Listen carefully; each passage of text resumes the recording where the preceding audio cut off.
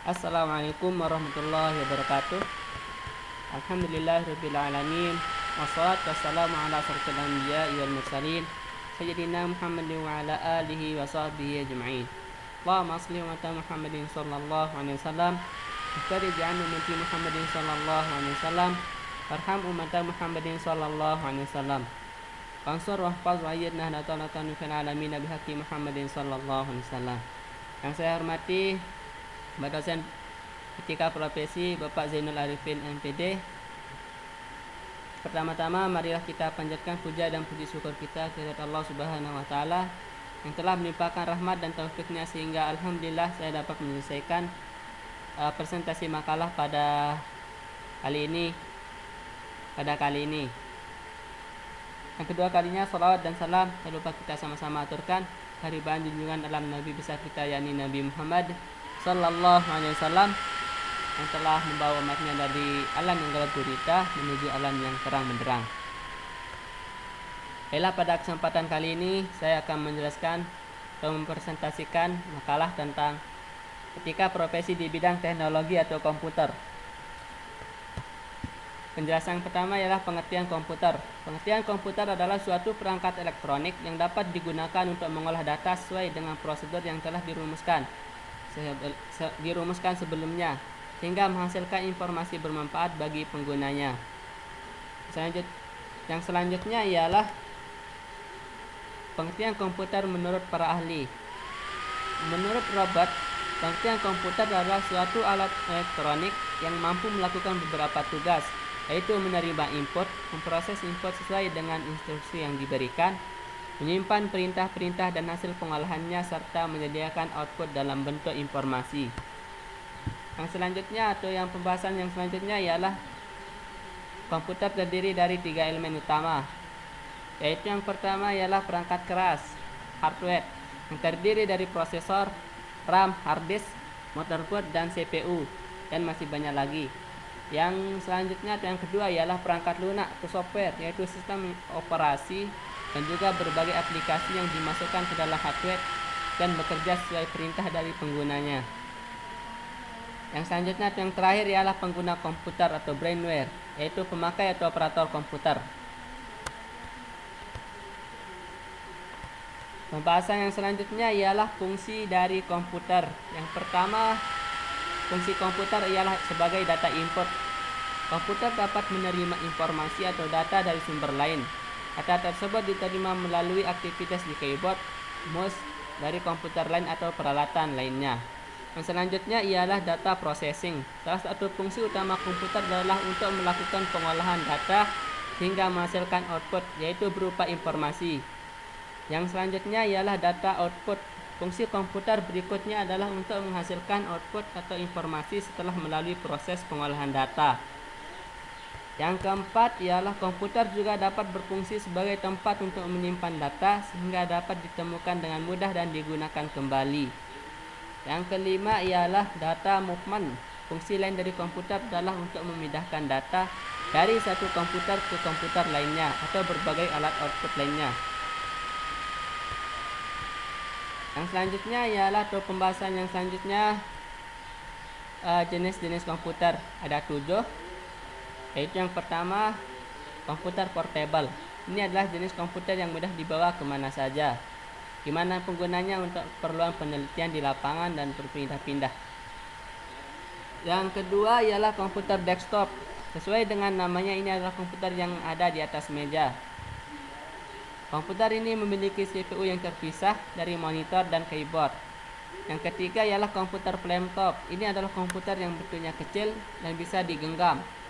Komputer jenis ini sudah sangat jarang digunakan sejak ditemukannya smartphone.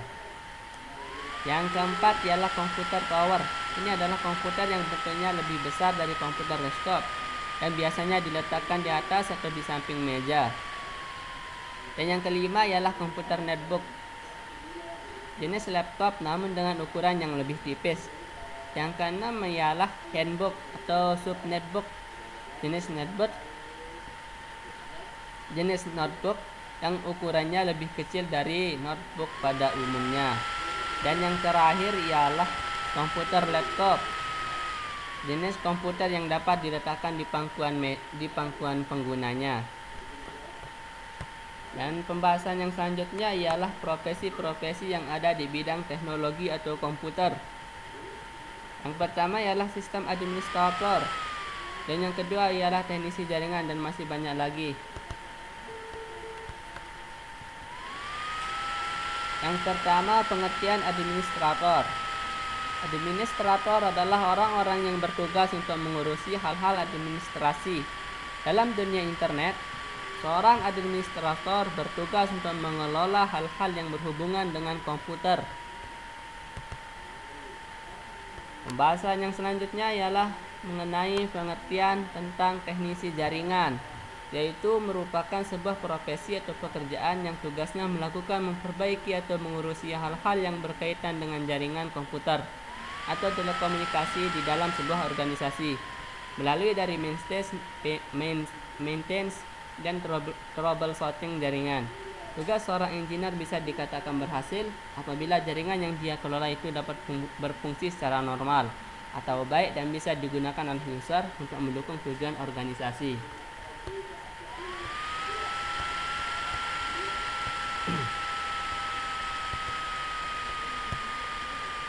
Bahasan yang selanjutnya ialah mengenai tentang kode etik bagi seorang administrator yang harus dipatuhi adalah sebagai berikut. Yang pertama, profesionalisme. Profesional adalah menjalankan pekerjaan atau layanan sesuai dengan protokol dan peraturan dalam bidang yang dijalaninya. Yang kedua, integritas pribadi. Berlaku jujur dalam urusan profesionalitas dan tantangan yang akan datang dan dampak dari kesalahan yang dilakukan. Yang ketiga, privasi, yaitu menjaga dan melindungi kerahasiaan informal apapun yang bisa diakses tanpa dengan metode apapun.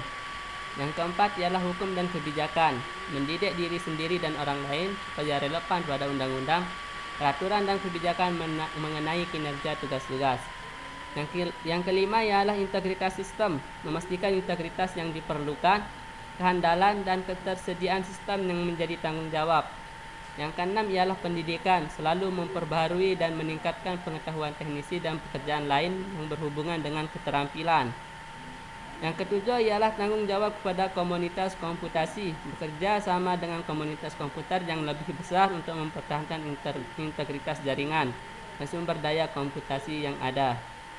Yang kedelapan ialah tanggung jawab etika, berusaha untuk membangun dan mempertahankan rasa aman, sehat dan produktif di tempat kerja, mendukung rekan-rekan pekerja dalam mengikuti kode etik. Itulah kode etik bagi seorang administrator. Yang selanjutnya ialah kode etik bagi pengguna komputer yang harus dipatuhi ialah: yang pertama, tidak melanggar dan mengganggu hak kelayakan intelektual. Yang kedua, tidak memata-matai atau mengcopy file orang lain tanpa izin. Yang ketiga, tidak menggunakan komputer untuk menyakiti, membohongi atau merugikan orang lain. Yang keempat, tidak menggunakan komputer untuk memberi kesaksian palsu. Yang kelima, tidak menggunakan komputer untuk mencuri. Yang keenam, tidak menggunakan sumber daya komputer tanpa sepengetahuan pemiliknya. Yang ketujuh, tidak membuat program atau sistem komputer untuk tujuan negatif. Dan yang kedelapan, tidak menjual belikan hasil karya orang lain. Yang kesembilan, selalu mempertimbangkan sisi baik dan buruk dalam menggunakan komputer. Dan yang terakhir ialah tidak melakukan pembajakan software atau program komputer. Itulah mengenai tentang kode etik bagi pengguna komputer. Mungkin hanya ini yang dapat saya sampaikan, kurang lebihnya mohon maaf. Wallahu muwaffiq wal hadi ila sabilir rasyad. Assalamualaikum warahmatullahi wabarakatuh.